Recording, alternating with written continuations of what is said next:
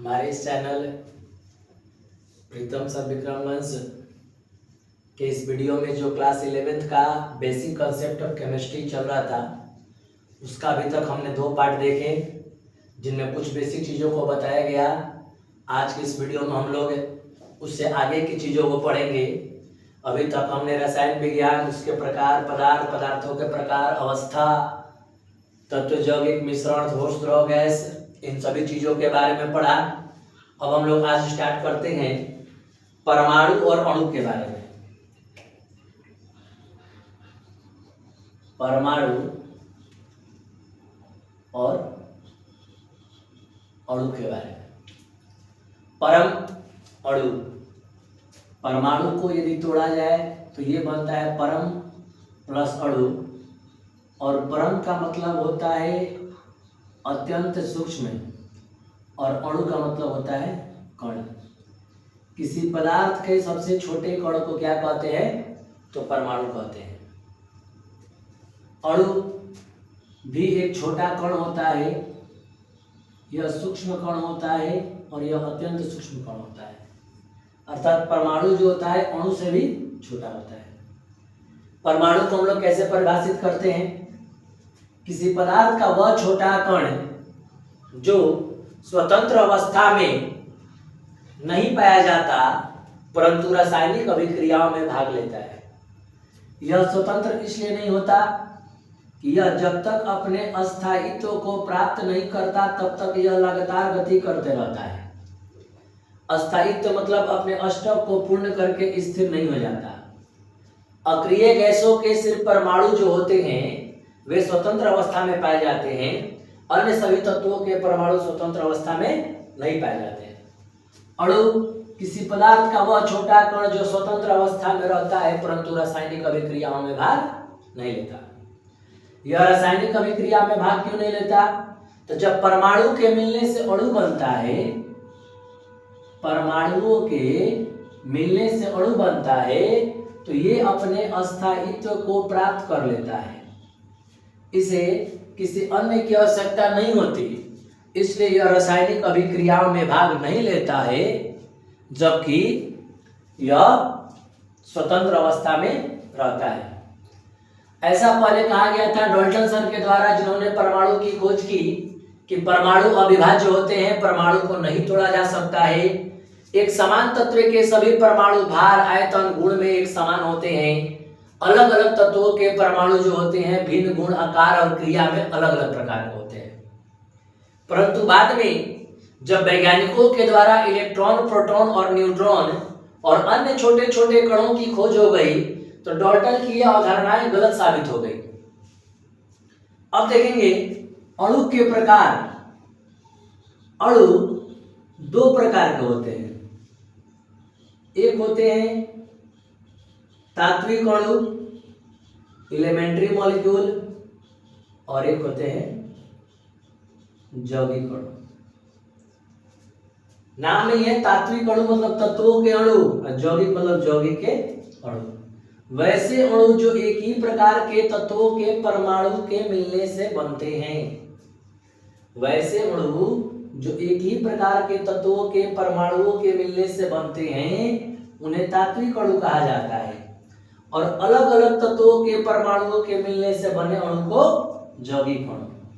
जैसे H2, Cl2, I2, O2, इन सभी अणुओं में सिर्फ एक ही प्रकार के तत्व हैं, और यौगिक अणु का देखेंगे H2O, CaCl2, ZnO, इनमें अलग अलग परमाणु होते हैं।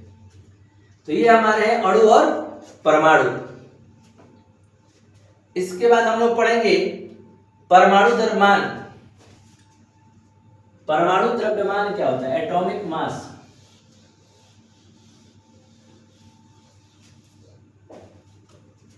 परमाणु द्रव्यमान। परमाणु द्रव्यमान की व्याख्या कार्बन परमाणु से की जाती है, एटॉमिक मास।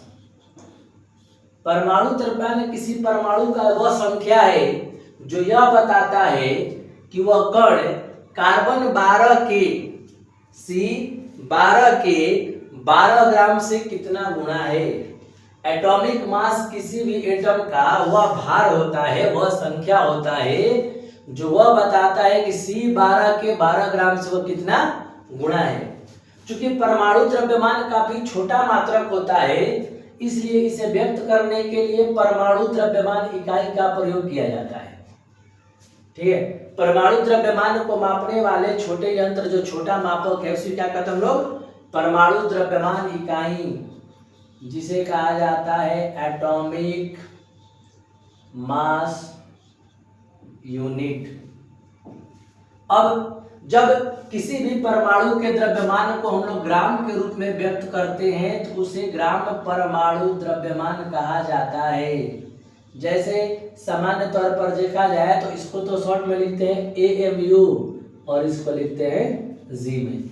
10 ग्राम, 5 ग्राम, 8 ग्राम तत्वों के द्रव्यमानों को बताया जाता है। ये ध्यान देंगे कि एक परमाणु द्रव्यमान इकाई जो होता है 1.6603 गुणा 10 के पावर लगभग -24 ग्राम के बराबर होता है। एक परमाणु द्रव्यमान इकाई जो है 1.6603 गुणा 10 के पावर -24 ग्राम के बराबर होता है। अब कुछ तत्वों के परमाणु द्रव्यमान और आणविक द्रव्यमान के बारे में देखेंगे। मॉलिक्यूलर मास, परमाणु द्रव्यमान को तो कॉमन में ऐसा ध्यान दिया तो कुछ तत्वों को छोड़ दिया जाए तो अन्य सभी तत्व के परमाणु द्रव्यमान लगभग उसके परमाणु संख्या के दुगने के बराबर होते हैं। तो किसी अणु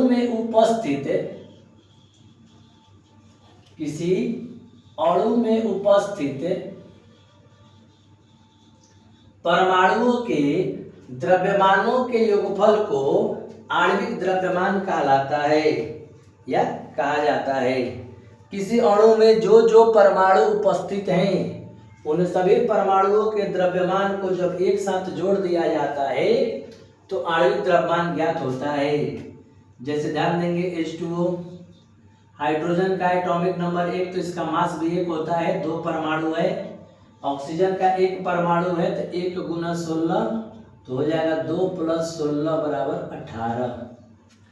कैल्शियम कार्बोनेट CaCO3, कैल्शियम का परमाणु संख्या 20, अप्रोक्सीमेट जो होता है द्रव्यमान 40, कार्बन का 12 और ऑक्सीजन का 16 × 48, लगभग 100 यूनिट लिखिए, AMU लिखिए। यदि इसको ग्राम में रिप्रेजेंट करना है तो ग्राम में ज्ञात कीजिए। इसके बाद आता है मोल।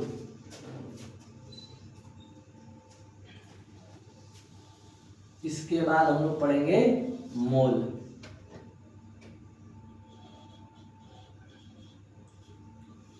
मोल बना है मोलस शब्द से, मोलस, जिसका सामान्य अर्थ होता है ढेर या अंबार, मतलब बहुत सारे कण, इतने कण की जिनकी गिनती करना सामान्य तौर पर संभव नहीं हो। मोल बना है मोलस से, जिसका सामान्य अर्थ होता है ढेर या अंबार। और ध्यान दे, कण का अंबार, इलेक्ट्रॉन का अंबार, प्रोटॉन, कण का, इलेक्ट्रॉन का, प्रोटॉन का, न्यूट्रॉन का, आयन का, इन सभी का अंबार जो होता है क्या बोलते हैं? मोल बोलते हैं। मोल जो होता है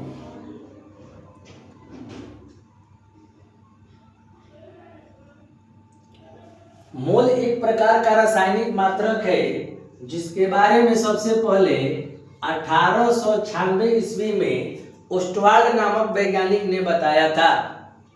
ओस्टवाल्ड, जिनका पूरा नाम था विल्हेनस ओस्टवाल्ड, सबसे पहले मोल की अवधारणा जो थी 1896 ईस्वी में विल्हेनस ओस्टवाल्ड ने की थी। बाद में वैज्ञानिकों के अनुसंधान केंद्र ने मिलकर 1971 ईस्वी में इसे पदार्थ के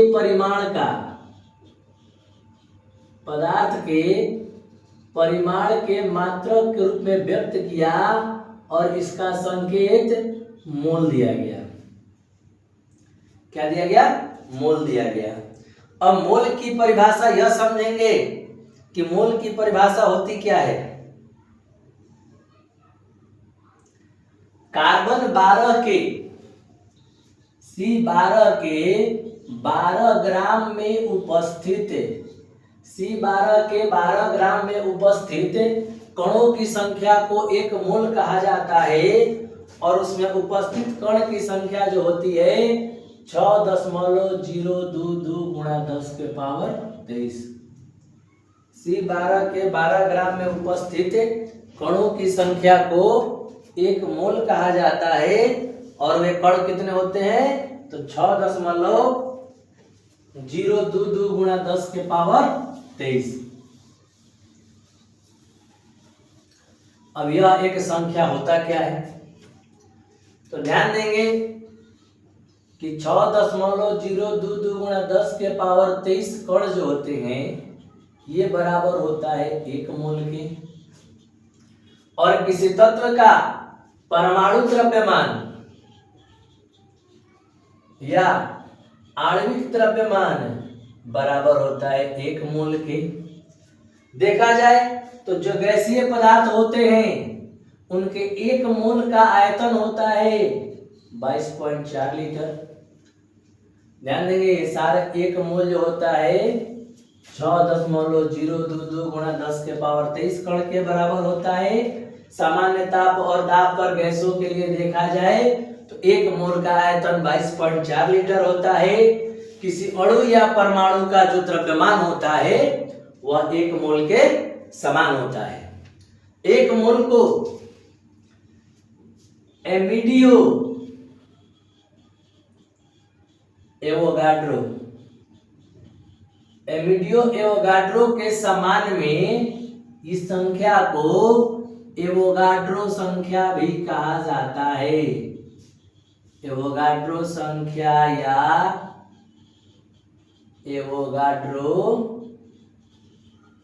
स्थिरांक जिसे कि कैपिटल N द्वारा सूचित किया जाता है। मोल को एमिडियो एवोगाड्रो के समान में एवोगाड्रो स्थिरांक या एवोगाड्रो संख्या कहा जाता है जिसे कैपिटल N से सूचित किया जाता है। अब छोटे छोटे कुछ प्रश्नों को हम लोग बनाते हैं। 2-4 प्रश्न देखेंगे जिससे कुछ आंकिक प्रश्न बन पाए। मोल के लिए प्रश्नों को बनाने के लिए एक हमेशा ध्यान में रखना है कि एक मोल जो होता है वह 6.022 गुणा 10 के पावर 23 कण के बराबर होता है। कण के रूप में अणु परमाणु आयन कोई भी आ सकता है, इलेक्ट्रॉन प्रोटॉन, और यह बराबर होता है परमाणु द्रव्यमान या आणविक द्रव्यमान के। और गैसीय परमाणु के लिए एक मोल का आयतन होता है 22.4 लीटर। इन चारों टर्म को ध्यान देंगे। जैसे सामान्य तौर पर क्वेश्चन आता है कि मान लीजिए 36 ग्राम जल में कितने मोल होंगे। तो सबसे पहले जल का सूत्र होता है H2O। यह एक अणु सूत्र है। सबसे पहले H2O का आणविक द्रव्यमान हम लोग ज्ञात करते हैं 2 + 16 18 ग्राम। यहाँ इसके पीछे कोई भी संख्या नहीं है अर्थात क्या छुपा हुआ है तो 1। यह कितना मान है तो 1 मोल का। 1 मोल जल के अणु में 18 ग्राम द्रव्यमान होता है, ये ध्यान देना है। अब क्वेश्चन बताएंगे 36 ग्राम जल में, तो भाई 18 ग्राम जल में कितने मोल। 18 ग्राम H2O में हमारे 1 मोल। 1 ग्राम में क्वेश्चन में पूछ रहा है 36 ग्राम में, हमारा आंसर आ जाएगा 2 मोल।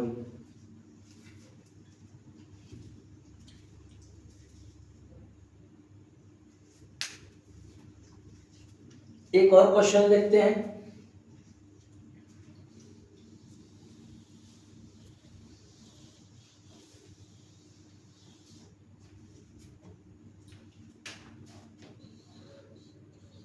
पचहत्तर ग्राम कैल्शियम कार्बोनेट, 75 ग्राम कैल्शियम कार्बोनेट में कितने मोल होंगे? सबसे पहले चलते हैं इसके द्रव्यमान की ओर। कैल्शियम 40, 12, 48 कुल 100 ग्राम। 100 ग्राम कैल्शियम कार्बोनेट में 1 मोल, 100 ग्राम कैल्शियम कार्बोनेट में 1 मोल, 1 ग्राम में तब निकालेंगे 75 ग्राम में।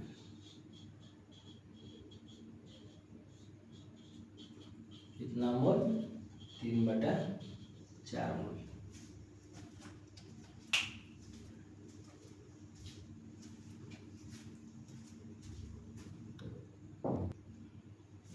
इस प्रकार का एक और क्वेश्चन बनाते हैं, फिर चलेंगे दूसरे टर्म में। वो क्वेश्चन है कि 49 ग्राम H2SO4 में कितने मोल होंगे? 49 ग्राम H2SO4 में कितने मोल होंगे? सबसे पहले H2SO4 का आणविक द्रव्यमान, हाइड्रोजन परमाणु का आणविक द्रव्यमान 1 होता है तो 2 परमाणु है। सल्फर का 32। इन तत्वों के आणविक द्रव्यमान से रिलेटेड जो वीडियो पहले हम डाले हैं उसको इस वीडियो के लिंक में डाला हुआ है, उसको आप लोग देख सकते हैं कि इनका आणविक द्रव्यमान कैसे ज्ञात किया जाता है। हाइड्रोजन परमाणु के 4,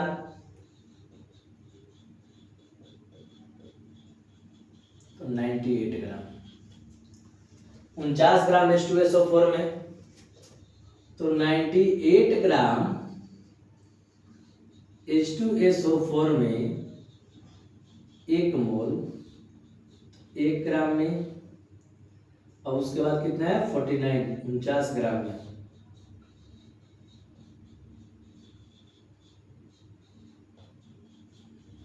कितना आ जाएगा 0.5 मोल। इस क्वेश्चन के बाद हम लोग अगला पैटर्न चेंज करेंगे, उसमें कणों की संख्या ज्ञात करने की कोशिश करेंगे। तो सबसे पहले शुरुआत करते हैं जल वाले से ही। तो ध्यान देंगे कि 1 मोल में कण की संख्या कितनी होती है? तो 6.022 गुणा 10 के पावर 23 कण। तो हमारा क्वेश्चन है कि 54 ग्राम जल में कितने कण उपस्थित होंगे? सबसे पहले H2O का द्रव्यमान निकाल चुके हैं 18 ग्राम। तो 18 ग्राम जल में कण की संख्या 6.022 गुणा 10 के पावर 23। तो 1 ग्राम में कण की संख्या क्वेश्चन में दिया कितना ग्राम? 54 ग्राम में कण की संख्या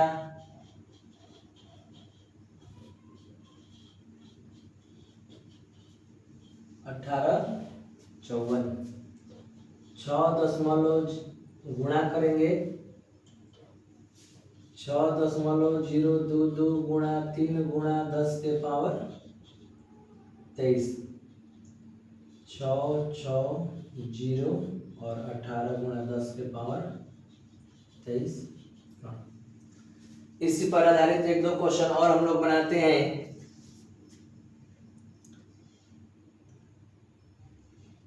110 ग्राम कार्बन डाइऑक्साइड में कितने कण होंगे। इस प्रश्न के बाद चलते हैं अगले प्रश्न में।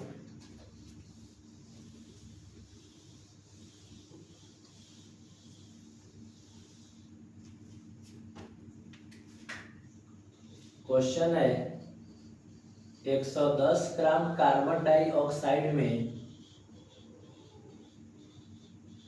कितने कण होंगे।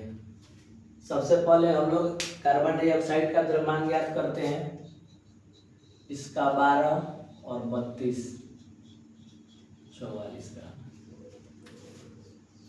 44 ग्राम कार्बन डाइऑक्साइड में 6.022 गुणा 10 के पावर 23 कण। 1 ग्राम में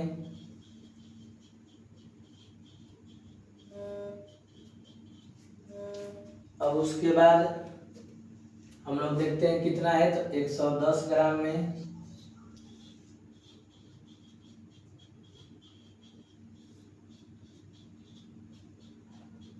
22 के पारस देखेंगे। 22 दूनी 44, 22 5 110, 2 से ये कटेगा 3.011। मल्टीप्लाई करने पर 550 15 इंटू 10 टू द पावर 23 कण। इसके बाद आएंगे इसके अगले क्वेश्चंस में, देखेंगे उसमें क्या है। नेक्स्ट क्वेश्चन आते हैं अगले क्वेश्चन की ओर, जिसमें हम लोग निकालेंगे कि 51 gram ammonia 51 gram ammonia 51 gram ammonia में कितने कण होंगे।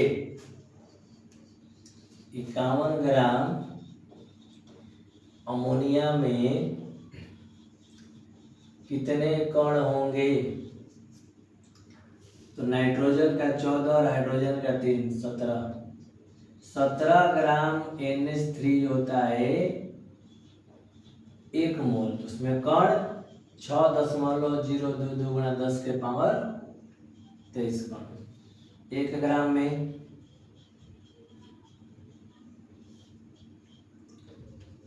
51 ग्राम में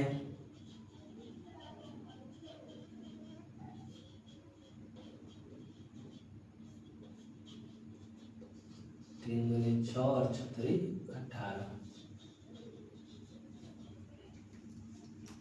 अब इससे हम लोग आगे बढ़ते हैं और अगले तरीके पर गौर करते हैं, जो कि गैसीय आयतन से रिलेटेड है। गैसीय आयतन, 1 मोल गैस का आयतन कितना होता है। तो 22.4 लीटर। चलते हैं साधारण प्रश्नों से कि क्वेश्चन है हमारा 4 मोल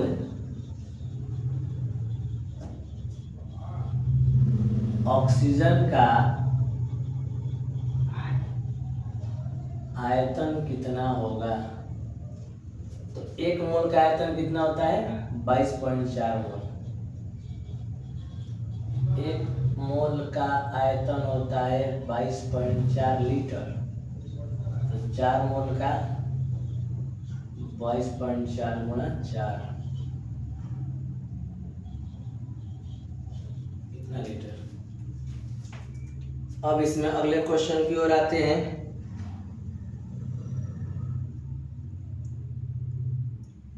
कि 32 ग्राम सल्फर को ऑक्सीजन के साथ अभिक्रिया कराने पर, थोड़ा सा क्वेश्चन बड़ा है, उस क्वेश्चन को हम लोग लिखते हैं।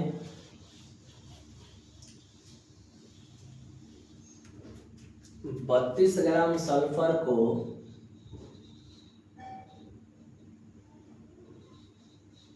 32 ग्राम सल्फर को ऑक्सीजन से अभिक्रिया कराने पर प्रश्न ऑक्सीजन से अभिक्रिया कराने पर कितना लीटर सल्फर डाइऑक्साइड प्राप्त होगा? कितना लीटर सल्फर डाइऑक्साइड प्राप्त होगा? S plus O2 make then SO2। सबसे पहले देखेंगे कि हमारा अभिक्रिया संतुलित है कि नहीं है। तो अभिक्रिया पूरी तरह संतुलित है। ये होता है 32 ग्राम और यहाँ हमारा 1 मोल है, तो 1 मोल का आयतन कितना है? तो 22.4 लीटर। इसी पैटर्न पर अगले क्वेश्चन को देखते हैं, जो कि हमारा क्वेश्चन है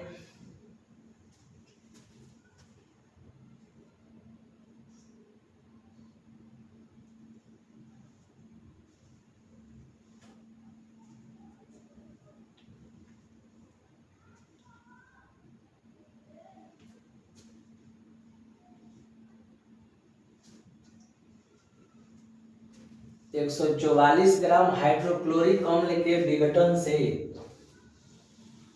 हमारा अगला क्वेश्चन है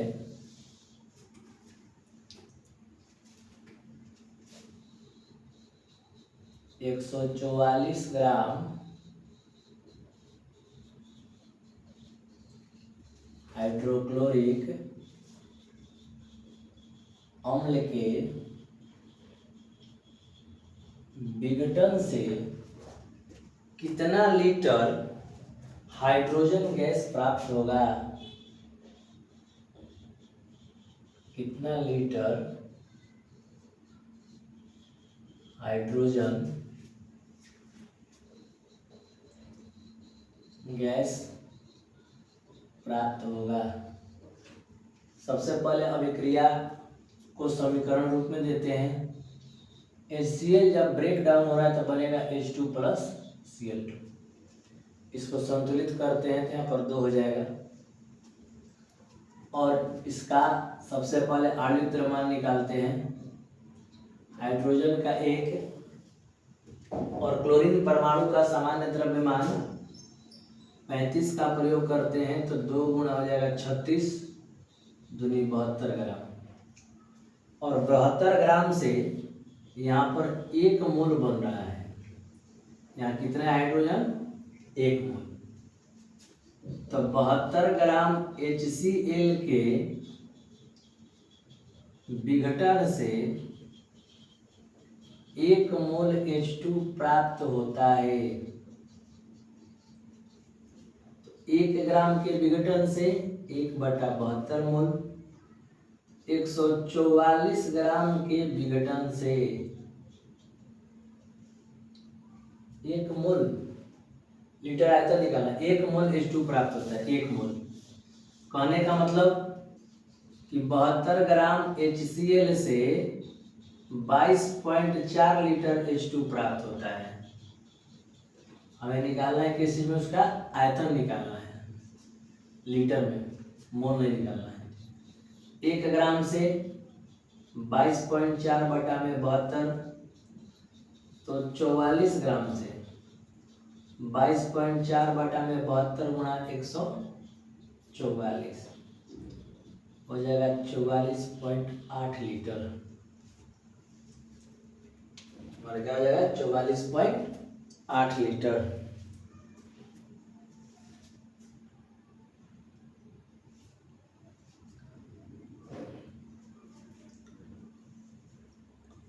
अब इसके बाद हम लोग अगले वीडियो में पढ़ेंगे इलेक्ट्रॉनिक विन्यास के बारे में। आज के इस वीडियो के बाद हम लोग अगले वीडियो में पढ़ेंगे इलेक्ट्रॉनिक विन्यास, जिसमें सबसे पहले हम लोग बोर के परमाणु सिद्धांत के अनुसार इलेक्ट्रॉनिक विन्यास करेंगे और उसके बाद हम लोग स्टार्ट करेंगे अपबाऊ के सिद्धांत के अनुसार, अर्थात उप कक्षाओं में इलेक्ट्रॉनों को भरने के अनुसार इलेक्ट्रॉनिक विन्यास किस प्रकार से किया जाता है। आप हमारे इस चैनल के साथ जुड़े रहें और कुछ दिनों बाद क्लास 12 के लिए इम्पोर्टेंट क्वेश्चंस और क्लास 10th के भी कुछ सब्जेक्टों का क्लास स्टार्ट किया जाएगा।